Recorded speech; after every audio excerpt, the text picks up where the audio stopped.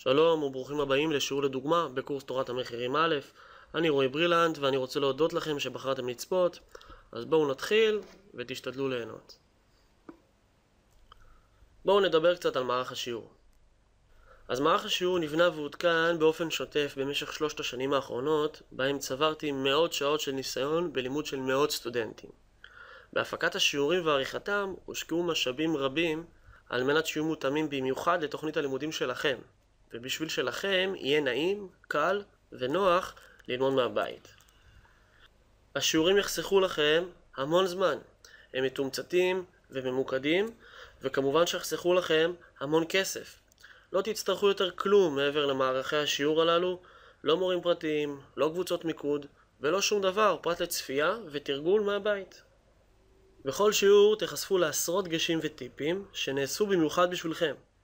תקבלו הסברים נרחבים על השימושים השונים של החומר הנלמד וכיצד ליישם אותו, עם דגש על מה כן לעשות ומה לא לעשות.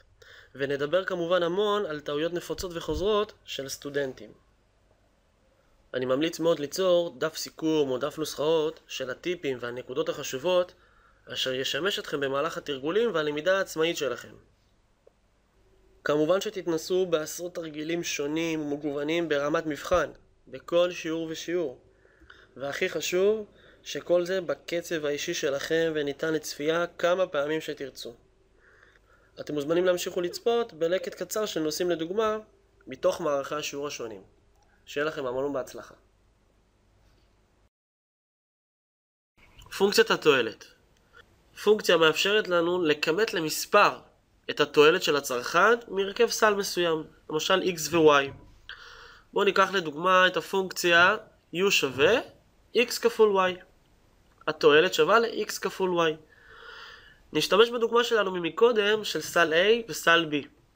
האם עדיף לנו סל עם 5x ו2y, או עדיף סל עם פחות x ויותר y, 3x ו6y?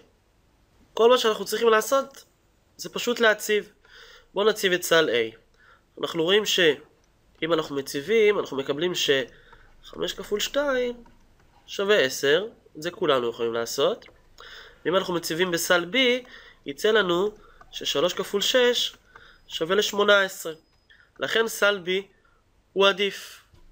ניתן גם לומר שסל b נמצא על עקומת אדישות גבוהה יותר. אם התועלת היא גבוהה יותר, כמובן שהוא נמצא על עקומת אדישות גבוהה יותר. השימוש הנפוץ ביותר לפונקציית התועלת הוא מציאת MRS. הדרך שלנו למצוא את MRS היא על ידי גזירת הפונקציה, פעם אחת לפי x חלקי פעם אחת לפי y. זאת הדרך שנכונה תמיד. בכל פונקציה, בכל שאלה ובכל מצב, תמיד נוכל לעשות את זה. אבל בקורס שלנו אנחנו עוסקים ב4 פונקציות עיקריות, ויש לנו הרבה קיצורי דרך והמון כללים שחוסכים לנו הרבה זמן וכאב ראש. אז בואו נלך ונזכור את כולם. אז הפונקציה הפופולרית ביותר שבה נעסוק הכי הרבה היא פונקציית קו דאגלס. המבנה שלה הוא u שווה x בחזקת אלפא כפול y בחזקת בטא. אלפא ובטא הם תמיד יהיו חיוביים אצלנו בקורס. הם יכולים להיות שבר כמו חצי, רבע ושליש, והם יכולים להיות מספר שגדול מאחד כמו 2, 4, 5 וככה הלאה. וכמו שאמרנו, השימוש הנפוץ ביותר של פונקציה היא מציאת MRS. אז כמובן שאנחנו יכולים למצוא לפי הדרך שבה למדנו להציב בנוסחה, אבל יש שם המון שלבים והמון מקום לטעות. בשביל זה יש לנו איזשהו קיצור שהוא נכון תמיד, ועדיף להשתמש בו ולחסוך הרבה זמן וטעויות במהלך הלמידה ובמיוחד במבחן. הנוסחה היא MRS שווה לאלפא חלקי בטא כפול y חלקי x. אני ממליץ לכם בחום להוסיף את זה לדף הנוסחאות וללמוד אותה בעל פה. כמה דגשים לפני שנמשיך. אם יש לנו איזשהו מקדם לפני הפונקציה, כמו למשל 5 כפול x בחזקת אלפא כפול y בחזקת בטא, אנחנו פשוט מתעלמים ממנו ומתייחסים כאילו הוא לא היה שם. ומבחינת הקיצור, אנחנו משתמשים באותו קיצור.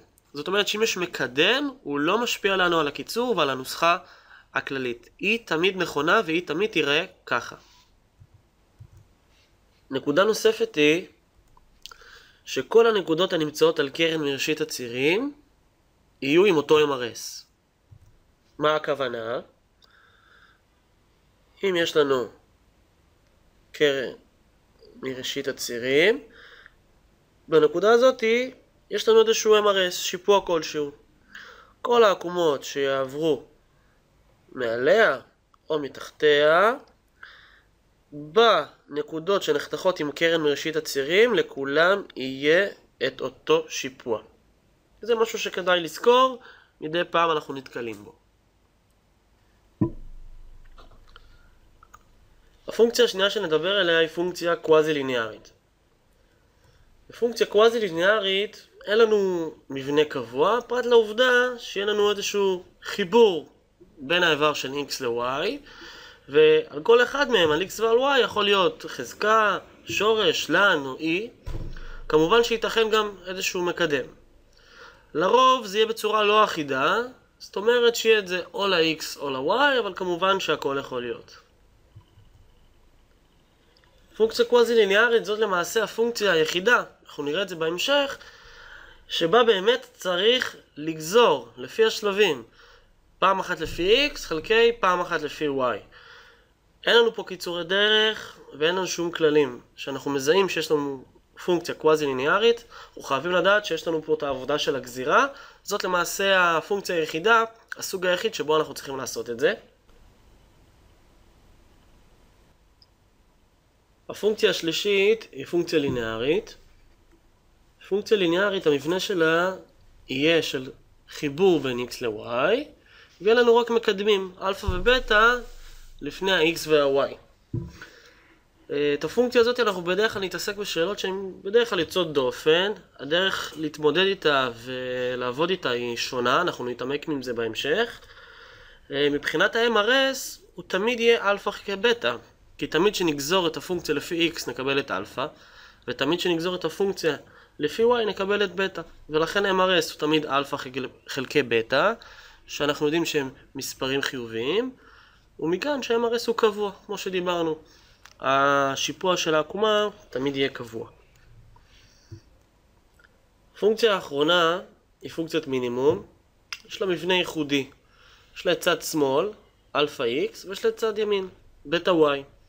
בדרך כלל צד שמאל צריך להיות שווה לצד ימין. אנחנו עוד נרחיב על זה.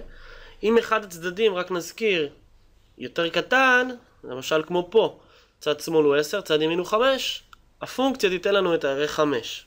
הקטן יותר, מינימום. מציאת MRS היא עניין אחר, מאוד שונה ממה שעשינו עד עכשיו. אם ניקח לדוגמה את עקומת האדישות של פונקציית המינימום, אז בקודקוד זה לא מוגדר. בציר האנכי היא שווה לאינסוף, ובציר האופקי היא שווה לאפס. ככה שלמעשה בפונקציית המינימום יש לנו 3 טווחים של MRS. אנחנו לא באמת צריכים לחשב אותו, אנחנו פשוט צריכים לזכור את המצבים ולדעת מה זה בכל מצב, ולדעת להציג את זה. בואו ניגש רגע לסיכום של כל מה שדיברנו על כל 4 הפונקציות, נראה את זה במבט אחד. אוקיי, אז לסיכום בואו נזכור את כל פונקציות התועלת, ונדבר עליהם מבחינת MRS ומבחינת צורת עקומת האדישות, שזה הדברים שדיברנו עליהם עד עכשיו. אז פונקציית קו דאגלס היא בעלת המבנה של x אלפא כפול y בחזקת בטא. MRS תמיד יהיה לפי הנוסחה הזאת. אין צורך לגזור לפי הדרך הארוכה, תמיד אנחנו יכולים להשתמש בקיצור, כדאי לזכור אותו בעל פה. צורת עקומת האדישות תמיד תהיה כמורה לראשית, ותמיד היא תרד בשמאל לימין, כך ש-MRS פוחת. פונקציה קוואזי ליניארית אין לה מבנה קבוע. כמו שדיברנו, אנחנו בפונקציה קוואזי ליניארית תמיד נהיה חייבים לגזור. זאת אומרת, נגזרת של x חלקי הנגזרת של y. עקומת האדישות תהיה כמורה לראשית, MRS פוחת. במקרים נדירים שעליהם נרחיב וניתן דוגמאות, ייתכן שהיא תהיה ליניארית. פונקציה ליניארית היא מהמבנה הזה של אלפא x ועוד בטא y. מבחינת MRS הוא תמיד יהיה אלפא חלקי בטא, שזה למעשה מספר חלקי מספר זאת אומרת שזה קבוע. השיפוע הוא קבוע, הוא איזשהו מספר, עקומת האדישות היא ליניארית, היא קו ישר, ו-MRS, כמו שאמרנו, קבוע. פונקציית מינימום היא בעלת המבנה הייחודי שלה, צד שמאל וצד ימין. מבחינת MRS יש לנו 3 מצבים, כמו שדיברנו, לא מוגדר, אינסוף ו-0, וצורת עקומת האדישות היא זוויתית. אפקט תחלופה ואפקט הכנסה.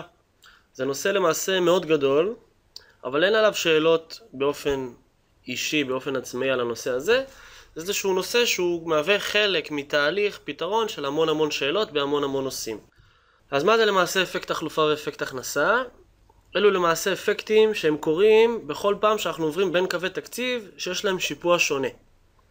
השינוי בשיפוע בין הקווי תקציב הוא נולד מזה שיש איזשהו שינוי באחד המחירים או בשניהם כמובן. ובאמצעות האפקטים אנחנו מגיעים לנקודה הסופית, לנקודת שיווי משקל החדשה. בואו ניקח לדוגמה מצב שבו PX ירד. זאת הטבלה שאנחנו עובדים איתה. אנחנו תמיד נכתוב את X ו-Y, אפקט תחלופה, אפקט הכנסה וסך הכל. מה שקורה באפקט התחלופה אנחנו נכתוב פה, מה שקורה באפקט ההכנסה אנחנו נכתוב פה, והסך הכל זה למעשה מה שקורה בשילוב של שני התהליכים, של שני האפקטים. אז בואו נראה מה קורה לנו למעשה ש-PX יורד. באפקט התחלופה, בטווח המיידי, X פתאום נראה לנו זול מאוד. המחיר שלו ירד ופתאום הוא נראה לנו ממש זול, ולכן אנחנו נקנה ממנו יותר. את אפקט התחלופה אנחנו תמיד נדע באופן מיידי. אם אנחנו נדע מה השינוי, אנחנו תמיד נוכל לדעת מה קורה באפקט התחלופה. כאשר המחיר של המוצר יורד, הצריכה ממנו תעלה, וכאשר המחיר עולה, הצריכה ממנו תרד. זאת אומרת שכאשר PX יורד, אני יודע ש-X בוודאות עולה. לגבי המוצר השני, הוא תמיד יגיב הפוך למה שקרה למוצר הראשון. זאת אומרת שאם PX ירד, X עלה, אז Y חייב לרדת. תמיד באפקט התחלופה, הכיוון של המוצרים יהיה הפוך. בואו נראה מה קורה לנו באפקט ההכנסה. אפקט ההכנסה זה מצב בו כוח הקנייה גדל. מה הכוונה כוח הקנייה גדל? בואו נניח שאתם קונים באופן קבוע 10 לחמניות ב-10 שקל במאפייה שלידכם. יום אחד הגעתם למאפייה, לקחתם 10 לחמניות, הגשתם למוכר את ה-10 שקל, ופתאום הוא החזיר לכם 2 שקל עודף, והוא אומר היום יש איזושהי הנחה. במצב הזה יש לכם פתאום איזושהי הכנסה פנויה נוספת. זה לא שיש לכם איזושהי עלייה בהכנסה. זה דגש מאוד גדול שבאפקט ההכנסה זה כאילו יש עלייה בהכנסה, אבל הכוונה היא לכמה שקלים של ההכנסה הפנויה שנוצרה לנו בעקבות הירידת מחירים, בעקבות ההורדה של ה2 שקל על הלחמניות למשל. זה עוד פעם, זה לא שיש לנו באמת איזושהי עלייה בהכנסה, זה רק בכאילו, זה איזשהו אפקט. אז אנחנו נפעל כל פעם שיש לנו שינוי, כאילו יש שינוי בהכנסה, ואנחנו נבדיל את זה לשני סוגים, אפקט הכנסה חיובי ואפקט הכנסה שלילי. אפקט הכנסה חיובי ידמה עלייה בהכנסה, כמו בדוגמה שאמרנו עם הלחמניות, שפתאום יש לי כסף פנוי שלא חשבתי עליו. זה קורה באמת כאשר אחד ממחירי המוצרים יורד. אם המוצר נורמלי, הכמות ממנו תעלה, אם הוא נחות, הכמות תרד, ואם ניטרלי, כמובן ללא שינוי. אפקט הכנסה שלילי, הוא ידמה לנו ירידה בהכנסה, והוא קורה כאשר יש עלייה באחד המוצרים. אם המוצר נורמלי, הכמות ממנו תרד, אם נחות, הכמות תעלה, ואם ניטרלי, היא תהיה ללא שינוי. אז עכשיו אנחנו מבינים, בשביל לדעת מה קורה באפקט ההכנסה, אנחנו חייבים לדעת האם כל מוצר הוא נורמלי, ניטרלי או נחות. אז בואו נניח ש-X הוא מוצר נורמלי, ו-Y הוא מוצר ניטרלי. עכשיו, בגלל שיש לי פה ירידת מחירים, PX יורד, אפקט ההכנסה הוא חיובי. עכשיו אני אדמה כאילו ההכנסה עלתה. אז כאשר ההכנסה עולה, ו-X הוא מוצר נורמלי, הוא עולה בוודאות. וכאשר ההכנסה עולה ו-Y הוא ניטרלי, ללא שינוי. בסך הכל, בתחלופה ובהכנסה, בכל אחד מהם הוא עולה, אז בסך הכל הוא גם עולה. ופה בסך הכל הוא יורד. יורד וללא שינוי, זה בסך הכל יורד. וככה אני יודע מה קורה לי בסך הכל הכמויות של X ו-Y. עכשיו אפקט התחלופה כמו שאמרתי, זה רק שלב בדרך לפתרון. אין שאלה שהיא עוסקת אך ורק באפקט התחלופה ואפקט ההכנסה. יהיו שאלות שדרך אפקט התחלופה וההכנסה אנחנו נצטרך לגלות את נקודות השיווי משקל החדשות, את הסך הכל. ויהיו שאלות שדרך נקודות שיווי משקל אנחנו נצטרך להבין את הנורמלי, ניטרלי או נחות. יכולים לתת לנו את התוצאה, ואנחנו נצטרך לדעת את המוצרים, ולפעמים ייתנו לי את נקודות הסך הכל, ואני אצטרך להסיק את המסקנה, האם המוצר הוא נורמלי, ניטרלי או נחות. אנחנו נתרגל את זה בהמשך. אז בואו נמשיך עם אפקט החלופה וההכנסה, נעשה כמה דוגמאות. לרוב השאלות באמת עוסקות בהשלמת חסרים בתוך הטבלה, יש הרבה התעסקות עם הטבלה. בואו ניקח לדוגמה את הטבלאות הבאות. נניח ש-Px יורד, אז באפקט התחלופה X עולה ו-Y יורד. אפקט ההכנסה פה הוא חיובי. עכשיו אני לא יודע מה כל דבר. אז נניח ש-X הוא נחות ו-Y הוא נורמלי. אז ברגע שזה חיובי, פה יש לי עלייה ופה יש לי ירידה. כביכול פה אני לא יכול לדעת מה קרה, וגם פה אני לא יכול לדעת מה קרה, יש לי כיוונים הפוכים. פה זה נכון, אני באמת, לגבי ה-Y אני באמת לא יכול לדעת מה קרה. לגבי ה-X אני כן יכול לדעת מה קרה, מכיוון ש-X הוא מוצר רגיל, אז Px יורד, בסך הכל X חייב לעלות. זה הערה קטנה שתזכרו שמוצר רגיל, ברגע שיש לי את השינוי, אני תמיד אוכל לדעת לגביו על הסך הכל. הרבה פעמים יש על זה איזשהו עניין. בואו נלך לדוגמה השנייה. ברגע ש-Px יורד, אני יודע שבאפקט התחלופה X עולה ו-Y יורד. באפקט ההכנסה, אני לא יודע, סך הכל, בואו נניח שאומרים לי שזה ללא שינוי, וזה עלה. אם זה עלה, אז פה אני לא יכול לדעת מה קרה. ואם פה זה ללא שינוי, אז פה אני מניח שזה עלה. אם Y עלה באפקט ההכנסה, ואפקט ההכנסה הוא חיובי, כי יש לי ירידת מחירים, אז אני יכול להגיד ש-Y הוא נורמלי. עוד פעם, Px ירד, זה אומר אפקט הכנסה חיובי. גיליתי שבאפקט ההכנסה Y עלה, כי בסך הכל זה פה ללא שינוי. אז אם Y עולה כאשר אפקט ההכנסה הוא חיובי, זה אומר שהוא מוצר נורמלי. לגבי X אני לא יודע מה קרה פה, כי אם הוא עלה בתחלופה והוא עלה בסך הכל באפקט ההכנסה, הוא יכול גם לעלות, יכול גם לרדת קצת, זאת אומרת לרדת בפחות מאפקט התחלופה, והוא יכול גם להיות ללא שינוי. זאת אומרת שיש לי 3 מצבים, ואני לא יודע להדביק למוצר את התכונה האמיתית שלו. יש לי כבר מוצר אחד שהוא נורמלי, זאת אומרת ש-X יכול להיות כל אחד משלושת האפשרויות. במצב השלישי אני רק רוצה להראות בצורה הכי פשוטה, אם למשל יש לי חץ יורד וחץ עולה, אז כמובן שפה חייב להיות לי עולה, אוקיי? ולחזור ולהדגיש שאם יש לי למשל ירידה וירידה, אז פה אני לא יכול לדעת, והסיבה היא כי מה שקורה לי באפקט ההכנסה הוא שיכול להיות לי גם ירידה, ואז סך הכל יהיה לי ירידה, יכול להיות לי ללא שינוי, ואז בסך הכל תהיה לי ירידה, וגם יכול להיות לי איזושהי עלייה קטנה, שהיא עדיין לא תמחק את כל הירידה באפקט התחלופה, ובסך הכל עדיין תהיה לי ירידה. אז בואו נראה איך האפקטים נראים לנו על הגרף. אז קודם כל בשביל הדוגמה, נניח ש-Px ירד, וניקח את הדוגמה מהשקופית הקודמת, שבה Px ירד, ויש לנו את אפקט התחלופה, ההכנסה והסך הכל, לפי זה ש-X הוא נורמלי ו-Y הוא ניטרלי. אז אוקיי, אז קודם כל בואו נצייר קו תקציב שבו Px יורד. זה אתם כבר בטח יודעים, Px ירד, זה נראה לנו בצורה כזאת.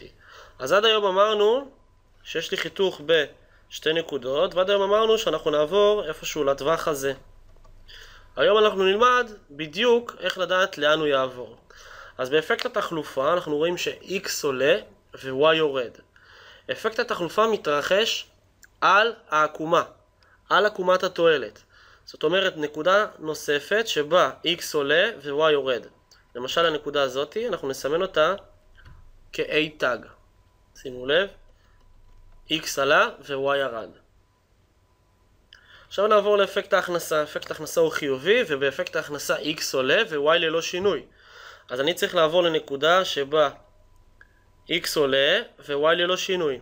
זאת בדיוק הנקודה הזאת, אנחנו נקרא לה b. וזאת אמורה להיות נקודת הסך הכל.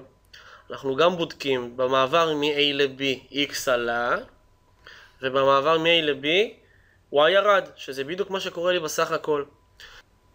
וזה בדיוק כל התהליך של האפקטים. מ-a ל-a tag זה אפקט התחלופה, מ-a tag ל-b זה האפקט של אפקט ההכנסה, ומ-a ל-b זה סך הכל, כל התהליך זה סך הכל של שני האפקטים.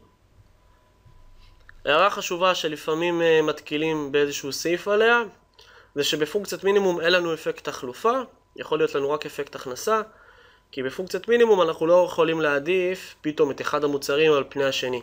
אנחנו תמיד רוצים ששניהם יצמחו ויגדלו באותו יחס. בואו נעשה את תרגיל 6. צרכן נמצא בתקופה אחת בנקודה A, ועובר בתקופה השנייה לנקודה B. צריך לקבוע עבור X ועבור Y מה כל אחד, נורמלי, ניטרלי או נחות. עכשיו מביא לנו איזשהו גרף שיש בו שתי נקודות צריכה, שתי נקודות שיווי משקל, ושואלים אותי על נורמלי, ניטרלי, נחות. זה משהו שצריך להדליק לכם נורה אדומה לגבי אפקט התחלופה ואפקט ההכנסה. אז בואו נראה. דבר ראשון שאנחנו צריכים לבוא ולעשות זה לסרטט לנו את הטבלה הקטנה שלנו, ואנחנו כותבים לנו אפקט תחלופה, אפקט הכנסה, סך הכל, x, y, ועכשיו צריך לנסח מהו השינוי. אז השינוי שאנחנו רואים פה במעבר מקו תקציב 1 לקו תקציב 2 זה py יורד. איך אני יודע? אני עושה i חלקי px ו-i חלקי py. אני צריך לנסח את זה לשינוי אחד של אחד המחירים. אז i ו-px זה לא שינוי, כי הנקודה הזאת היא ללא שינוי. i מבחינתי ללא שינוי, והשינוי הוא ש-py ירד. כש-py יורד, כל השבר הזה אמור לעלות, ואז אני אעבור מהנקודה הזאת לנקודה הזאת. אז אחרי שהבנו את זה, אנחנו אומרים ש-py יורד. ברגע ש-py יורד, אני ישר יודע מה קורה באפקט התחלופה. y עולה ו-x יורד. אפקט ההכנסה הוא חיובי, כי py יורד, אבל אני לא יודע מה קורה באפקט ההכנסה. זה למעשה גם מה שאני צריך למצוא בשאלה.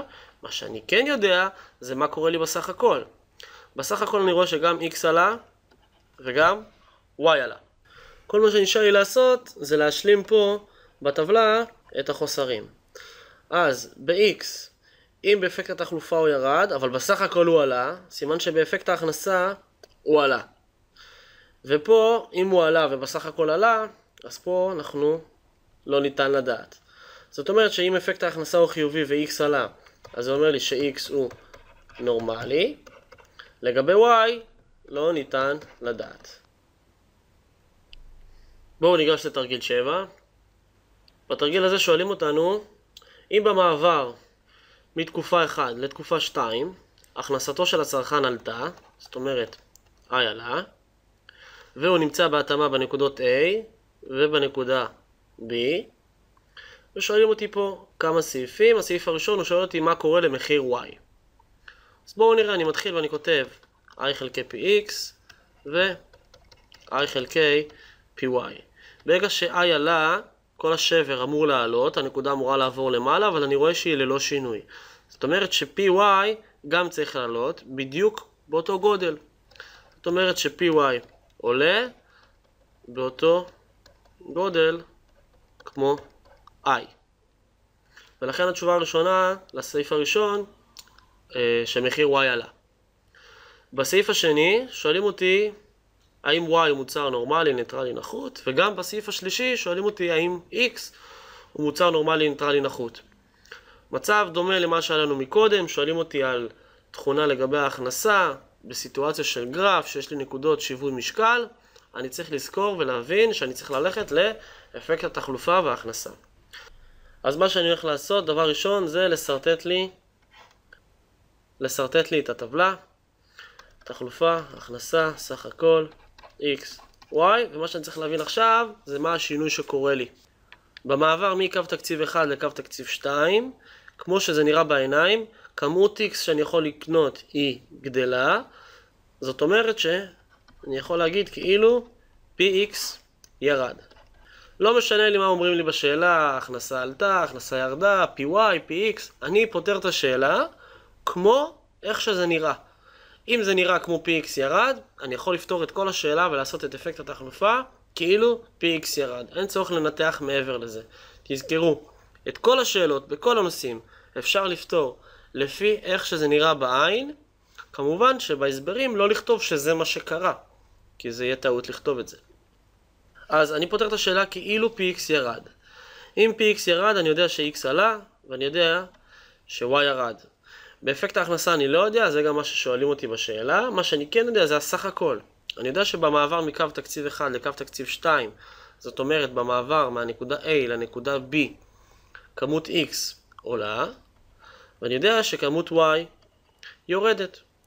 זאת אומרת שבתחלופה עולה ובסך הכל עולה אני לא יודע מה קורה לי באפקט ההכנסה, ואותו דבר ב-y. אפקט התחלופה יורד וגם הסך הכל יורד, ואני גם לא יודע מה קורה לי באפקט ההכנסה ב-y. עכשיו ההנחה שאחד מהם חייב להיות נורמלי היא נכונה, אבל עדיין היא לא פותרת לי פה שום דבר, ואין לי איך לצאת מזה. התשובות לסעיפים ב' וג' זה לא ניתן לדעת. תודה רבה לכם שצפיתם בשיעור לדוגמה. כל 6 השיעורים מחכים לכם. אתם לא תאמינו כמה פשוט זה יכול להיות. אז קדימה, בואו לנצח את תורת המחירים. שיהיה לכם המון בהצלחה.